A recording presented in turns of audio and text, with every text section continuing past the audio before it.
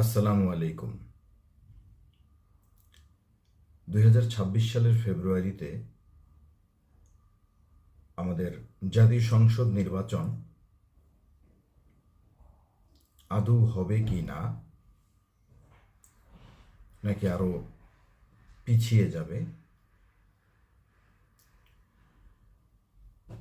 এই ব্যাপারটা 100% নিশ্চিত কেউ কিন্তু করতে পারছে না।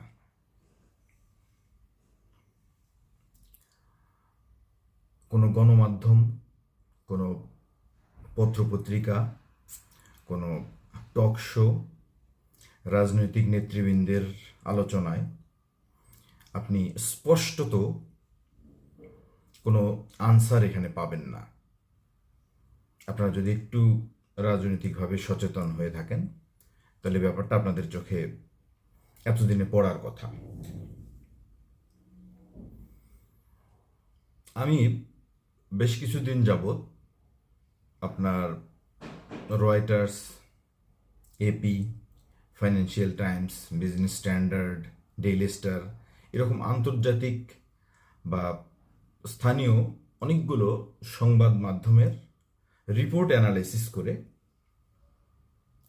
নির্বাচন নিশ্চিতভাবে যে ফেব্রুয়ারিতে হবে না এই কথা বলতে পারবো না, কিন্তু নির্বাচন হওয়ার ব্যাপারে 80% সংশয় আছে, এটা আমি বলতে পারি।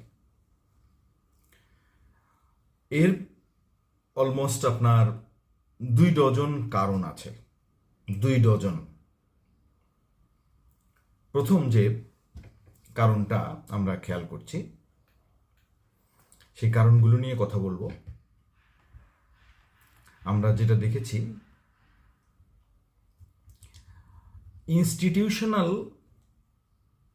রিফরমেশনের যে ডিলেটা, মানে ইনস্টিটিউটগুলোকে সংস্কারের যে বিলম্ব, এটা মূলত আমাদের নির্বাচনকে পিছিয়ে দেওয়ার জন্য যথেষ্ট।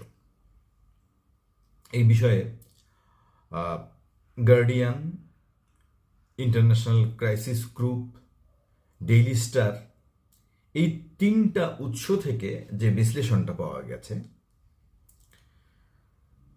সেটা হলো প্রাতিষ্ঠানিক সংস্কার। যেটা বোঝানো হচ্ছে বা বলা হচ্ছে সেটা হলো নির্বাচন কমিশনের স্বাধীনতা, বিচার বিভাগের কার্যকরী নিরপেক্ষতা, নিরাপত্তা বাহিনীর অরাজনৈতিক অবস্থান, প্রশাসনের ট্রান্সপারেন্সি, প্রশাসনের দায়বদ্ধতা, মিডিয়া এবং তথ্য প্রবাহের সত্যিকার স্বাধীনতা, যা গত 17 বছরে ভুলুণ্ঠিত হয়েছে, এবং আইন প্রয়োগের স্বচ্ছতা। এই সংস্কারগুলো কিন্তু ঘোষিত, এগুলো ঘোষণা করা হয়েছে যে এগুলো রিফর্ম করা হবে। আংশিকভাবে শুরু হয়েছে, কিন্তু ইনস্টিটিউশনালি এগুলো কমপ্লিট হয়নি। এগুলো কমপ্লিট হওয়াটা যেমন জরুরি তেমনই সময় সাধ্য ব্যাপার। তো গার্ডিয়ানের একটা প্রতিবেদন যদি আপনাদেরকে বলি, তারা বলছে যে Bangladesh democratic institutes remain weak and highly centralised with limited checks on executive power. এবং এই কথাটা আপনারাও নিশ্চয়ই মানেন যে বাংলাদেশের গণতান্ত্রিক প্রতিষ্ঠানগুলো সত্যি এখনো ভীষণভাবে দুর্বল এবং খুবই কেন্দ্রীভূত, এবং নির্বাহী ক্ষমতা উপর নিয়ন্ত্রণ খুবই সীমিত। ক্রাইসিস গ্রুপ 2024 সালে যে একটা রিপোর্ট দিয়েছিল, সেটার কথা যদি বলি তাহলে তারা বলে, without meaningful institutional reform in the election commission, law enforcement and judiciary, any electoral process risks repeating past crisis. নির্বাচন কমিশন, আইন শৃঙ্খলা রক্ষাকারী বাহিনী এবং বিচার ব্যবস্থায় যথাযথ যদি আমরা সংস্কার ছাড়া ভবিষ্যতের দিকে যাই, তাহলে যে কোনো নির্বাচন অতীতের সংকটের পুনরাবৃত্তি ঘটাতে পারে। এখানে মূলত আমাদের ইথিক্যাল ইম্প্যাক্টটা কি হচ্ছে? 1 নাম্বার, আপনি আমি সাধারণ জনগণ হিসেবে আমাদের গণবিশ্বাস ক্ষয়িষ্ণু হয়ে গেছে।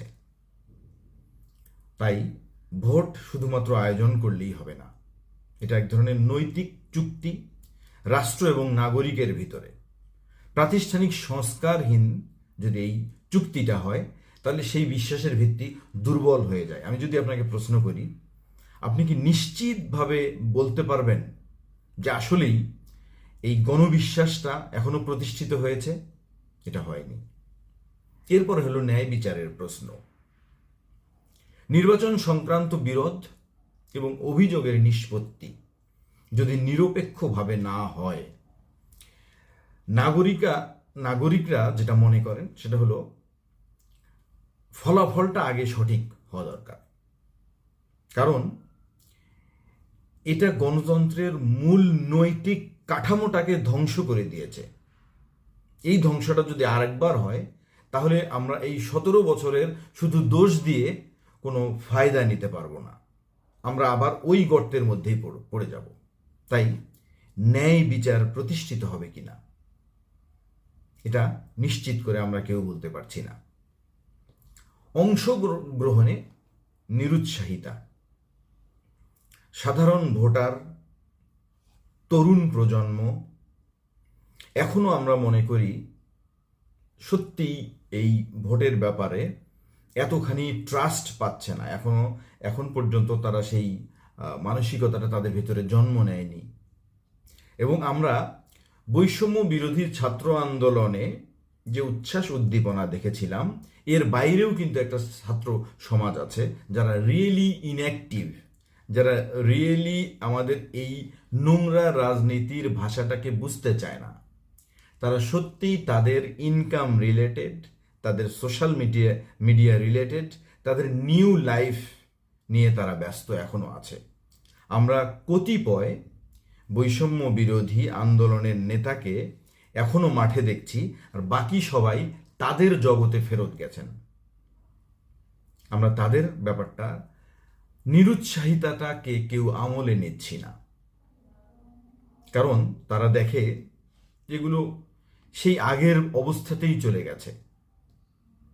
এবং এর ভিতরে কিছু প্র্যাকটিক্যাল কনসিকুয়েন্সেস আসে। কমিশনে কার্যক্রমে একটা স্থবিরতা লক্ষ্য করা যাচ্ছে। আপনি খেয়াল করে দেখবেন যে ইসির ভিতরে সংস্কার যদি অসম্পূর্ণ থাকে, নতুন আইন, ভোটার তালিকা, ডিজিটাল অবকাঠামো এগুলো সময় মতো প্রস্তুত হয় না বা এখনো হয়নি। আসলে প্রশাসনিক অদক্ষতা, আমি প্র্যাকটিক্যাল কনসিকুয়েন্সেস যেগুলো বলছি, প্রশাসনিক অদক্ষতা, ফিল্ড লেভেলে ওই একই আইন, একই নির্দেশের ভিন্ন ব্যাখ্যা দেয়া হয়, ফলে লজিস্টিক্যাল ব্যর্থতাটা বাড়ে। এবং আরেকটা প্র্যাকটিক্যাল কনসিকুয়েন্স হলো নিরাপত্তা বাহিনীর দ্বিধা বিভক্তি।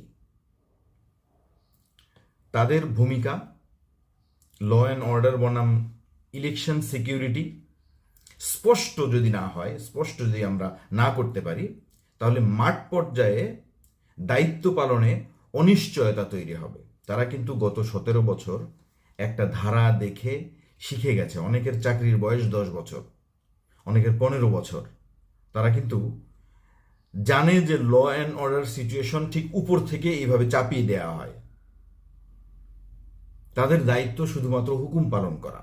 এই যে দ্বিধা বিভক্তি, এখন নতুন কি হবে, কি করতে হবে, এটা কখন তারা বুঝবেন, কিভাবে বুঝবেন? তাদেরকে আমরা কতটুকু দ্বিধা বিভক্তি থেকে দূরে সরিয়ে আনতে পারছি।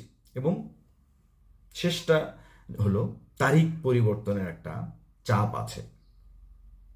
আমরা এক এক সময় এক এক ধরনের, আমি শুধুমাত্র একাট্টা হয়ে থাকা জাতীয়তাবাদী দল বিএনপির নেতৃবৃন্দ ছাড়া অন্যান্য প্রত্যেকটা রাজনৈতিক পক্ষ বিপক্ষকে দেখছি যে তারা এই তারিখ নিয়ে যথেষ্ট সংশয় প্রকাশ করছেন।